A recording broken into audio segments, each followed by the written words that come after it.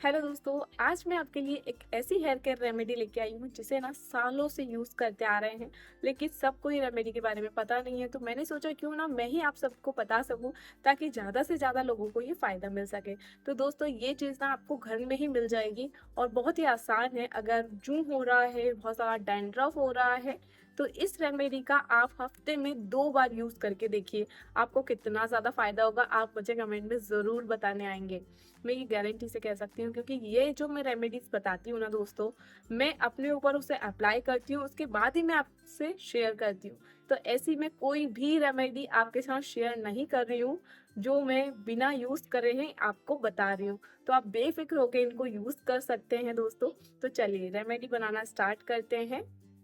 आगे बढ़ने से पहले दोस्तों, अगर अभी तक आपने मेरे चैनल यानी कि रेनू रेसिपी चैनल को सब्सक्राइब नहीं किया है तो जल्दी से कर लीजिए, ताकि आने वाले मेरे सारे वीडियो आप तक आसानी से पहुंच जाए और ये बिल्कुल फ्री है। मैं सबसे पहले ले रही हूँ दोस्तों 2 मीडियम साइज प्याज। दोस्तों, प्याज हमारे बालों के लिए एक वरदान से कम नहीं है। इसके जितने बेनिफिट्स मैं आपको गिनवाऊंगी ना उतने कम है, क्योंकि ये बहुत ज़्यादा बेनिफिशियल है हमारे बालों के लिए। देखिए, कुछ चीज़ें मैं आपको गिनवा भी देती हूँ कि क्यों ये ज़रूरी है।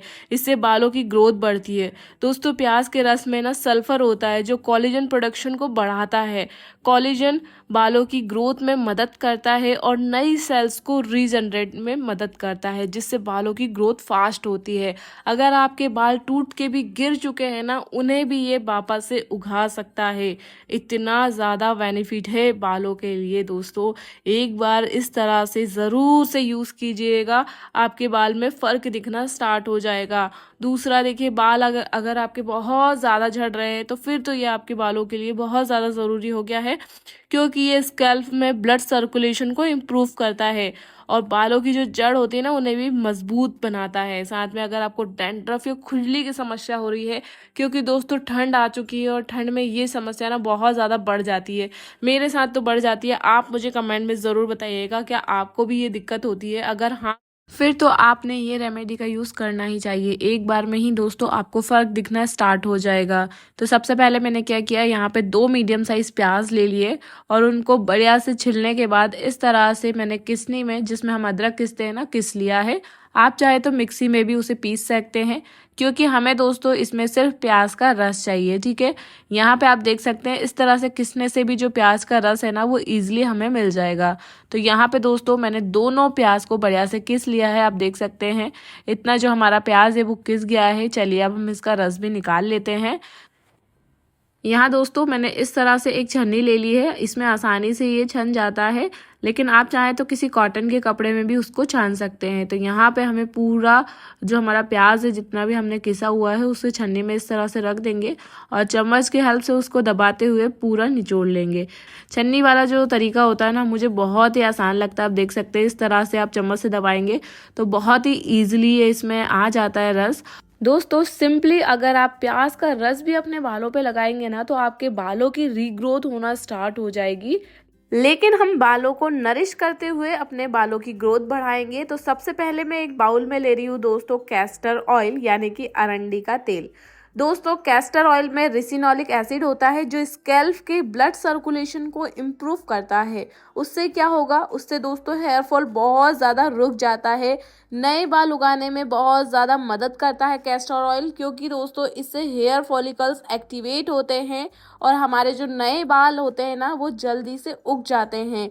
बाल अगर आपके बहुत ज़्यादा जल्दी सफ़ेद हो रहे हैं तो इसमें होता है फैटी एसिड्स और एंटीऑक्सीडेंट्स, जो कि हमारे बालों को समय से पहले सफ़ेद होने से रोकता है। लेकिन दोस्तों ये बहुत ज़्यादा गाढ़ा होता है, इसीलिए इस ऑयल को पतला करने के लिए हम इसमें डालेंगे नारियल का तेल। दोस्तों, नारियल के तेल के वैसे तो आपको बहुत ज़्यादा फ़ायदे पता ही होंगे। ये डीपली हमारे बालों को नरिश करता है, हेयर फॉल भी कम करता है। उसी के साथ अगर आपको डैंड्रफ हो रहा है, इचीनेस हो रही है, तो उसे भी ये कम कर देता है, क्योंकि इसमें होते हैं एंटी फंगल और एंटी बैक्टीरियल गुण। और उसी के साथ बाल अगर आपके बहुत ज़्यादा रूखे सूखे हो रहे हैं तो दोस्तों ये एक नेचुरल कंडीशनर का काम भी करता है। स्प्लिट एंड्स यानी कि 2 मुँहे बाल आपके बहुत ज़्यादा हो रहे हैं तो वो भी बहुत हद तक कम हो जाएंगे। तो यहाँ पे दोस्तों मैंने 1 चम्मच लिया हुआ है कैस्टर ऑयल और उसी के साथ मैं यहाँ पे ले रही हूँ 1 चम्मच ही नारियल का तेल। यहाँ दोनों को मैंने मिक्स कर लिया दोस्तों, आप देख सकते हैं अभी इसकी कंसिस्टेंसी कुछ इस तरह से हो गई है। जो हमारा ऑयल है इतना पतला हो गया है। ठीक है, आप नारियल तेल की जगह और कोई तेल भी यूज़ कर सकते हैं जो भी आपके पास अवेलेबल हो। ठीक है दोस्तों, लेकिन कैस्टर ऑयल आपने लेना ही है। उसके बाद जो हमने प्याज का रस बनाया हुआ था वो हम ले लेंगे 1 चम्मच। एक चीज़ ध्यान रखना है दोस्तों, तीनों की क्वांटिटी मैंने सेम रखी है। ठीक है, वैसे तो आप जो प्याज का रस है वो ज़्यादा भी ले सकते हैं, लेकिन दोस्तों कभी कभी क्या हो जाता है ना, हमारे बाल बहुत ज़्यादा गिरते हैं। यानी कि अगर आपको बहुत ज़्यादा हेयर फॉल हो रहा है तो आपके बालों में आपको इचीनेस भी हो सकती है प्याज के रस की वजह से। ठीक है, इसीलिए सबसे पहले आपको पेस्ट टेस्ट करके देखना है। ठीक है, पेस्ट टेस्ट क्या होता है, कान के पीछे दोस्तों थोड़ी सी जगह में आपको ये हेयर ऑयल लगा के देखना है 15 मिनट के लिए। अगर आपको कुछ भी इचिंग नहीं हो रही हो तो अपने बालों पे इसका यूज़ करना है। ठीक है, यहाँ पे आप इस तरह से कॉटन से भी लगा सकते हैं या फिर डायरेक्टली हाथों से भी लगा सकते हैं दोस्तों। इस तरह से कॉटन से लगाना मुझे बहुत ज़्यादा इजी लगता है, तो मैं ना ज़्यादातर ऑयल ऐसे ही लगाती हूँ, लेकिन अगर आप हाथ से लगाना चाहते हैं तो हाथ से भी लगा सकते हैं। ठीक है दोस्तों, चलिए मैं अब अपने बालों पर भी इसे अप्लाई करके दिखा देती हूँ, क्योंकि कभी कभी ना मेरे पास ऐसे कमेंट्स भी आ जाते हैं कि दीदी आप सच में ये हेयर ऑयल का यूज़ करते हैं। तो दोस्तों सच में मैं ये हेयर ऑयल का यूज़ करती हूँ। सबसे पहले मैं अपने बालों पर ही इसका यूज़ करती हूँ, उसके बाद ही आपको बताती हूँ। तो बेफिक्र होके आप इसका यूज़ कर सकते हैं। हाँ, अगर आपके बाल बहुत ज़्यादा ख़राब हो रखे होंगे, यानी कि आपके बालों की कंडीशन बहुत ज़्यादा ख़राब हो रखी होगी, तो थोड़ा टाइम लग सकता है दोस्तों। नहीं तो ये रेमेडी बहुत ही ज़्यादा इफ़ेक्टिव है। मात्र 3 दिनों में ही इसका फ़र्क दिखने लगेगा।